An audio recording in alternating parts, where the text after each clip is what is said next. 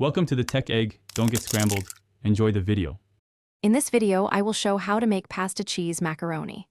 Start by measuring 2 cups pasta and 2 cups shredded cheese so everything is ready. Warm 1 cup milk with 2 tablespoons butter in a saucepan over medium heat. Whisk in 2 tablespoons flour until smooth, then add cheese gradually. Keep stirring until sauce is glossy and thick, then set aside while you cook the pasta to al dente. After the sauce is ready, add a large pot of salted boiling water for the pasta. Cook pasta 8 to 10 minutes until al dente, then reserve 1/2 cup pasta water and drain. Return pasta to the pot and pour in the cheese sauce, stirring gently to coat every piece.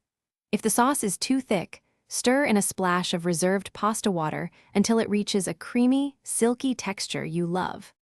For a baked finish, preheat oven to 375 degrees F and transfer macaroni to a buttered baking dish.